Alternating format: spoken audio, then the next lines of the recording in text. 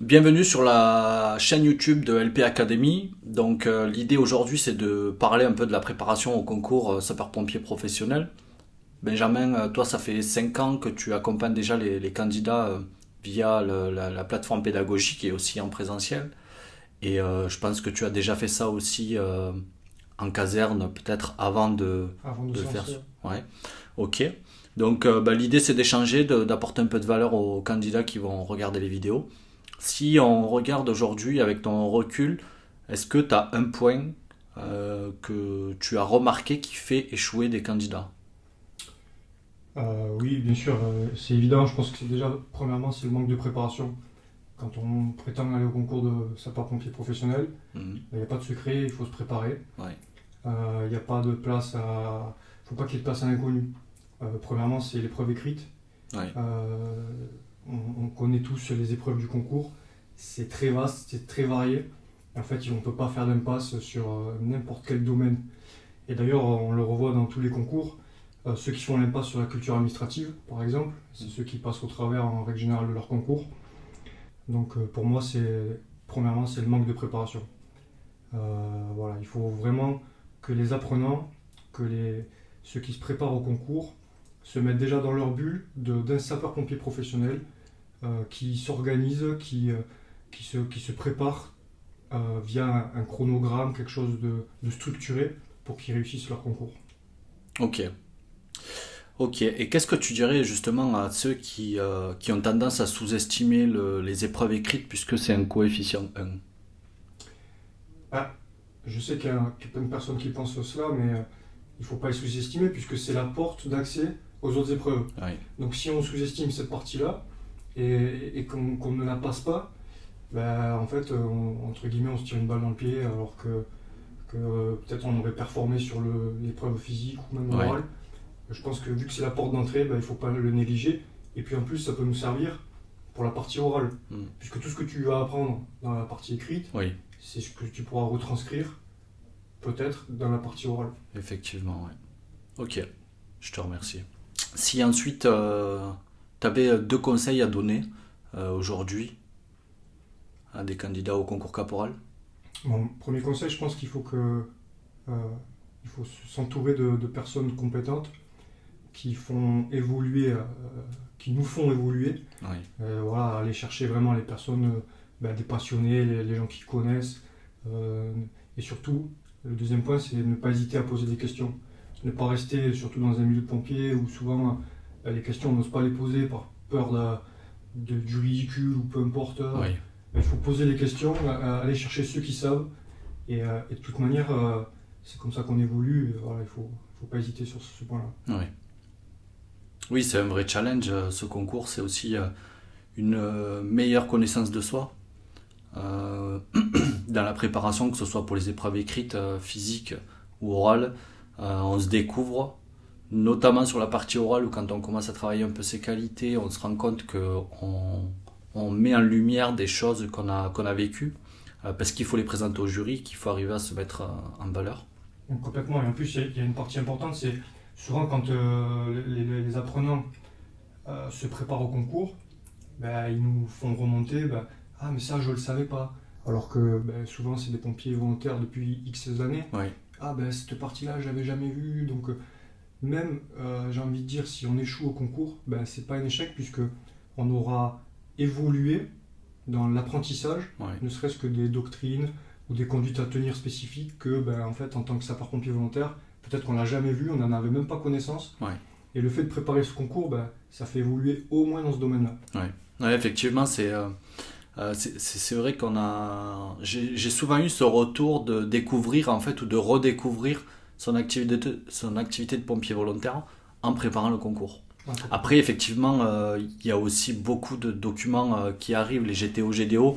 Donc, parfois en caserne, peut-être on n'a pas la possibilité de travailler sur les dernières doctrines. Et, euh, et ouais, ça apporte cette plus-value. Et moi, je pense que les GTO et GDO, en fait, font peur, Mm. mais quelque part, il faut se remettre 10 ans en arrière où il n'y en avait rien du tout. Et c'était que, entre guillemets, du bouche à oreille, des Ouais, anciens qui nous passaient des consignes. On avait le RIM, mais qui finalement n'avait pas grand-chose à l'intérieur. ouais, Maintenant, j'ai envie de dire, pour se préparer à un concours, ben, on a les GTO, GDO, certes, il y en a énormément, il y a une grosse quantité de savoir, Oui, mais d'un côté, on sait où chercher. Voilà, il y a pas d'inconnu. C'est pas un ancien qui nous dit bah voilà, peut-être que c'est ça, ou en fait tu t'entendais blanc dans une caserne et c'était noir dans une autre. oui, Là au moins, tout le monde est logé à la même enseigne et les infos sont tirées des GTO, GDO et autres. oui, effectivement. D'accord, je te remercie. Ensuite, sur la partie gestion du stress, est-ce que toi, c'est quelque chose que tu as vécu déjà toi en tant que candidat et... Moi, gestion du stress, enfin, après il faut prendre le stress comme un stress positif, c'est-à-dire que il faut pas que ça devienne, que ça nous bloque dans nos épreuves. Oui, Il faut le prendre, le stress, parce il est présent, surtout dans un concours de sapeur-pompier professionnel caporal, parce qu'en fait, c'est qui nous permet d'accéder à un métier qu'on a envie. C'est différent. Alors moi, j'ai plus vécu quand c'était le concours de sapeur, j'avais évidemment plus de stress, parce que c'était un peu l'inconnu, je connaissais pas trop ce métier-là, oui, même si j'étais sapeur-pompier volontaire, mais bon, ça ne veut pas dire grand-chose. Alors qu'au concours de sergent, ben, je l'ai pris avec plus de légèreté, voilà, parce que j'étais déjà dans le milieu, et puis oui. voilà. L'enjeu n'était pas le même L'enjeu n'était aussi, pas le même. effectivement. Donc pour moi, le conseil, c'est il y a du stress, voilà, c'est indéniable. Tout le monde en a, à plus ou moins grande échelle. Il faut le prendre et il faut en faire une force pour se motiver, pour se dire, bah voilà, cette fois, je vais être sapeur-pompier professionnel, je passe ce concours. Et en fait, il faut se motiver tous les jours. Oui. Oui, c'est un travail de tous les jours et puis je pense aussi que la préparation aide déjà à mieux gérer ses émotions puisqu'on commence aussi à avoir un peu plus confiance en soi, en ses capacités à réussir les épreuves. Après, quand c'est vrai que le stress est trop prononcé, qui peut être paralysant, c'est là où c'est problématique peut-être se faire accompagner. Mais ça reste un moteur. On l'a vécu en tant que candidat et finalement c'est aussi ce qui nous aide à nous dépasser. Je pense aux épreuves physiques ou alors à l'épreuve orale, à arriver à sortir les bonnes informations au bon moment. Ouais, c'est un moteur, mais il ne faut pas que ça nous bloque. Et alors, certaines personnes sont submergées par le stress, et c'est là où ils perdent leurs moyens, où ils ont du mal à s'exprimer, si c'est à l'oral par exemple. Mais là, il ne faut pas attendre le jour du concours, c'est un travail à faire de longue haleine pour être dans la meilleure position possible le jour de l'oral. Oui. Avec du recul, le niveau de difficulté du concours caporal, si tu devais le positionner de 0 à 10. À l'heure actuelle, Oui. je pense 6, 7 sur 10. Ok. C'est quoi qui te ferait le positionner à 6-7? Mais c'est la multitude de choses à savoir. Maintenant, le QCM, des fois, selon comment sont tournées les phrases, comment la question est posée, Oui. eh ben, on peut passer au travers Oui. de choses qu'on sait, mais parce que j'ai mal lu l'intitulé ou j'ai mal lu les réponses, Oui. eh ben, je loupe une question ou deux. C'est vrai. Et c'est vrai, et on le remarque ça aussi, hein, que souvent les candidats ont la connaissance, mais la gestion des émotions elle est compliquée. En fait, on se précipite, on fait par déduction parce qu'il y a un mot dans la question qui nous a interpellé, du coup on répond rapidement. Et en fait, toutes ces tournures mettent en difficulté. Après, il y a aussi la cotation. La cotation qui parfois, du coup, si on est sur de la cotation négative, moins 0,5, moins 1, où on peut rapidement se retrouver en C'est ça, difficulté. c'est que dans un concours, il faut prendre en compte tous les aspects. C'est-à-dire même la cotation, comme tu dis, voilà, il y a des cotations où on peut jouer sans problème, on peut y aller parce que on ne prend pas de points négatifs. Oui. En revanche, quand on commence à prendre des points négatifs en fonction des réponses données, il faut se poser la question, est-ce que je risque pas de perdre beaucoup de points? Oui. Donc peut-être des fois, il vaut mieux ne pas répondre, si c'est 0, Oui. que de donner une mauvaise réponse et prendre un -1 ou un -2. Ouais. De toute façon, on le sait très bien que dans un concours, il y a 3 types de questions. Les questions faciles, Oui. voilà, que la plupart des candidats peuvent y répondre. Oui. Les moyennes, c'est là où ça commence à faire du tri, c'est-à-dire que c'est des questions souvent techniques, mais en fait on a la réponse. Après il faut voir en fonction de la question comment elle est posée. Oui. Avec par exemple les je dois ou je peux, c'est pas la même chose. Oui. Et ensuite il y a des questions très difficiles, et c'est là où on fait la différence, c'est-à-dire que là où j'ai travaillé, par exemple souvent la culture administrative, où il y a de l'impasse, enfin Oui. les candidats font l'impasse, c'est là où le candidat qui s'est préparé réellement fait la différence. Donc c'est pour ça, pour revenir sur ce qu'on disait tout à l'heure, pas faire d'impasse. Et en plus, j'ai envie de dire que le concours, il est à la fois par rapport à ce que j'ai préparé, mais surtout en fonction du niveau des autres. Oui. C'est-à-dire que si tout le monde s'est bien préparé et il y a un niveau très performant, j'ai beau me préparer et être bon, peut-être que je ne vais pas passer. Donc c'est pour ça qu'il faut viser un peu l'excellence, alors sans extrapoler, mais il faut vraiment viser haut pour être sûr de passer au moins l'écrit. Oui. Parce que c'est surtout en fonction des autres candidats. Et c'est ça, entre guillemets, l'inconvénient du concours. Ouais, non, mais je valide totalement. De toute façon, comme on leur dit, l'objectif c'est d'arriver le jour des épreuves et de se dire j'aurais pas pu faire plus, sachant que les conditions sont différentes de chacun parce qu'on a aussi nos contraintes personnelles. Tout le monde traverse les contraintes personnelles pendant la préparation au concours, mais l'objectif c'est de donner le meilleur de soi et vraiment d'aller travailler les différents leviers, que ce soit la connaissance, que ce soit la stratégie, que ce soit la gestion des émotions. Parce qu'on a déjà vu des candidats qui ont échoué aux épreuves par mauvaise gestion des émotions, qui se sont trompés dans les nombres de questions, elles ont répondu en décalé. Voilà, donc la connaissance on l'aura, et ensuite c'est regarder la cotation, c'est regarder la tournure des questions, des réponses, et ne pas hésiter à se relire notamment sur l'épreuve du QCM. Et je pense que dans nos cas, on a tous un exemple. On s'est dit, je comprends pas pourquoi lui il l'a pas eu. Oui. Il était préparé, il était à fond, il connaissait tout. Et en fait, c'est ni plus ni moins que sa préparation mentale, parce qu'on n'en parle pas assez, mais je pense qu'aussi la préparation mentale, c'est quelque chose qu'il ne faut pas négliger, c'est-à-dire qu'il faut se conditionner comme un réel candidat au concours, mais plus loin que ça, c'est-à-dire comme un futur sapeur-pompier professionnel. Et si tu n'es pas conditionné, tu passes au travers de plein de choses. Oui, comme on leur dit, en fait, du moment que tu te prépares au concours, déjà il faut que tu vives le concours, parce qu'en réalité c'est quelque chose auquel tu dois penser tous les jours, sans forcément dire qu'il faille s'entraîner tous les jours, parce qu'il y a quand même du temps de repos, mais c'est une construction, tu construis ton identité, et comme on le voit dans le coaching, ton environnement a un impact sur ton comportement a un impact sur tes compétences, et ça va influer sur tes croyances, tes valeurs. Et tout ça va amener à construire ton identité. Et plus tu conscientises cela, et plus tu te construis cette identité du sapeur-pompier professionnel, et plus tu normalises en fait le fait de t'entraîner pour tes révisions aux épreuves écrites, parce que finalement ton métier t'amène à travailler les épreuves écrites, puisque tu as des FMPA à chaque garde. L'activité physique, c'est incontournable dans le métier, c'est obligatoire. Donc finalement, moi c'est ce que j'essaie de passer comme message, c'est que quand tu te prépares au concours, tu dois déjà te mettre dans les fonctions d'un pompier professionnel. Et ça devient plus naturel, tu acceptes plus facilement. En fait, tu ne dois pas attendre un concours pour te préparer au sport. Complètement. Voilà. D'ailleurs, souvent ceux qui se préparent au concours, ils changent complètement d'environnement, donc ils ont peut-être des périodes instables. Qu'est-ce que tu penses de ceux qui arrêtent de travailler pour préparer un concours, qui se mettent au chômage ou qui démissionnent pour préparer un concours? Oui. Par expérience, c'est pas forcément ceux qui ont fourni le plus de temps sur les révisions. Donc je pense que c'est une façon de se rassurer inconsciemment, de se dire je vais avoir plus de temps. Mais le problème, il est souvent ailleurs.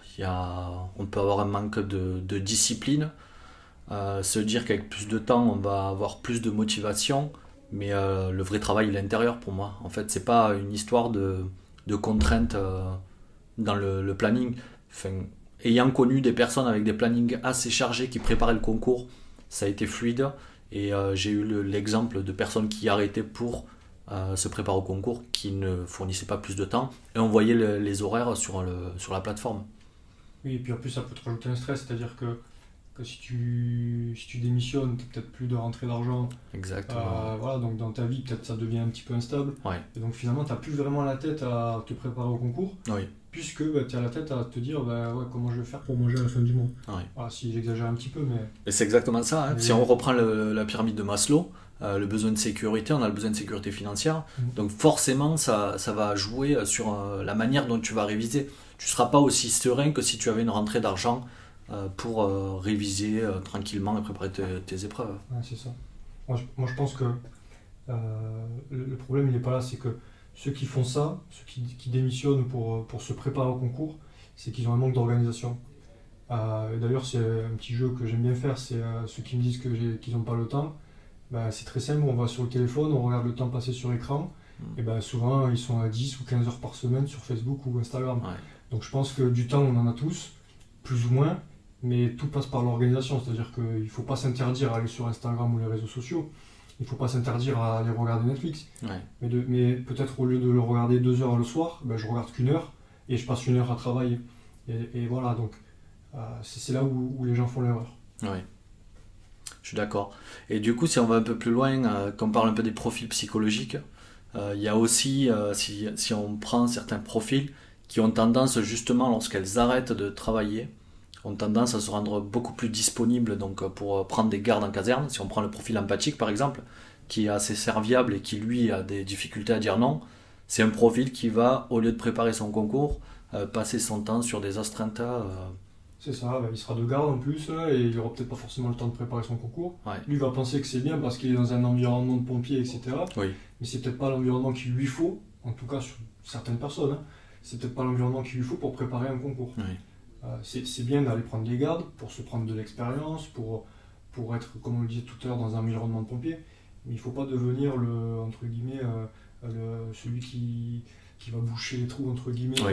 Voilà, Celui qui va dire oui rendre assez service, facilement. qui va rendre service tout le temps. Ouais. Parce que du coup, c'est un cercle vicieux, c'est-à-dire plus on dit oui, ben, plus on nous sollicite. Et plus on nous sollicite, moins on se prépare au concours.